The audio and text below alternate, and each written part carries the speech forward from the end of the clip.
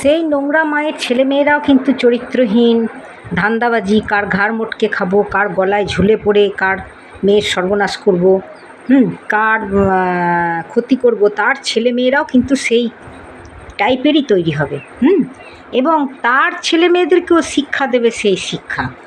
ওই ছেলে মেয়েকে বিয়ে দেবে, দিয়ে পরের মেয়েরকে অত্যাচার করা, বউকে বিভিন্ন টাইপের পলিটিক্সবাজি, ধান্দাবাজি করে বলবে যে বউ পরের বাবার কাছ থেকে পয়সা নিয়ে এসো, সেই পয়সায় আমাদের সংসার চলবে, তোমাকে ঠিকঠাক স্বামী সংসার কিছু করতে দেবো না, স্বামীর সঙ্গে মিশতে দেবো না, উঠতে দেবো না, বসতে দেবো না, সংসার করতে দেবো না।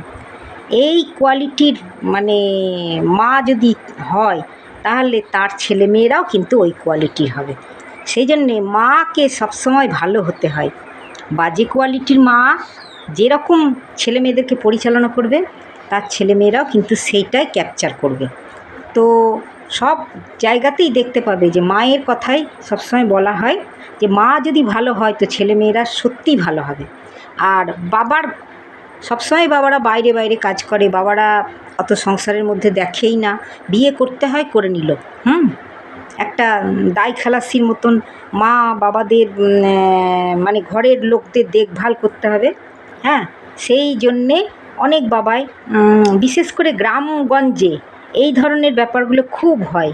বিয়ে মানেই ব্যবসা, ব্যবসায়িক চালের জন্য একটা মেয়ের সঙ্গে বিয়ে করে এবং লাস্ট জীবন পর্যন্ত সেই মেয়েটার সঙ্গে এবং তার বাবা মার বাড়ির সঙ্গে ব্যবসায়িক চাল নিয়ে চলে। সেই ক্ষেত্রে কি হয়, কোনো সম্পর্কই ঠিক থাকে না, স্বামী স্ত্রীর সম্পর্কের মধ্যেও ঠিক থাকে না, ছেলে মেয়েদেরও সম্পর্কের মধ্যে বাবা তো দেখেই না, বাবা তো সবসময় পলিটিক্যাল চাল, ঘরের কথায় ওঠা বসা দাঁড়ানো, মা দিদিরা বা আদার্স লোক ঘরের যে যেরকমভাবে পরিচালনা করবে সেই কথায় উঠবে, বসবে, দাঁড়াবে। তাহলে তার কি বউয়ের সঙ্গে ছেলের সঙ্গে সংসার করা হবে? তাহলে সেই বাবা তো সংসার করে না, অথচ বিয়ে মা বাবারকে দেয়ও এবং বিয়ে করেও।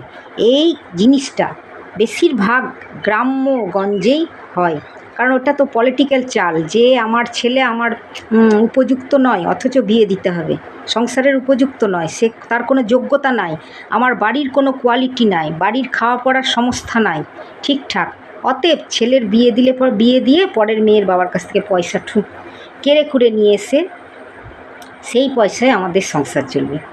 কেমন পলিটিক্সবাজি!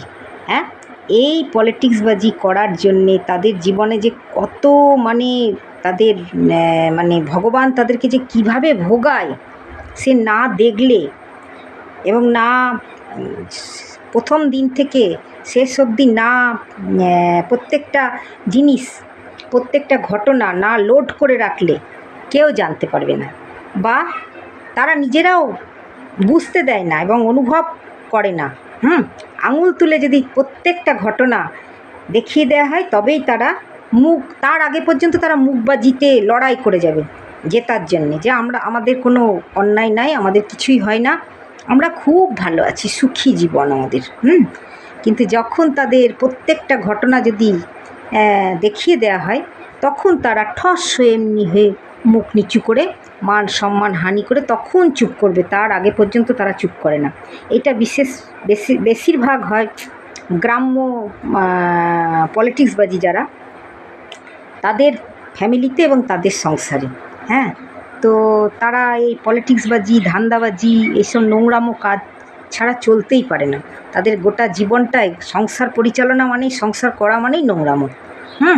তো সেই ক্ষেত্রেই আমি বলছি যে মা যদি নোংরা হয় তার ছেলেমেয়েরা নোংরা অবধারিত হবেই।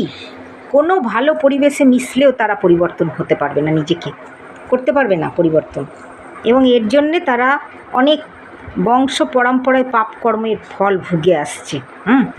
আর এই সব পাপী ব্যক্তিদের মুখ দেখা তো দূরের কথা, মুখ দেখলেও যে মুখ দেখবে তাকেই পাপটা তার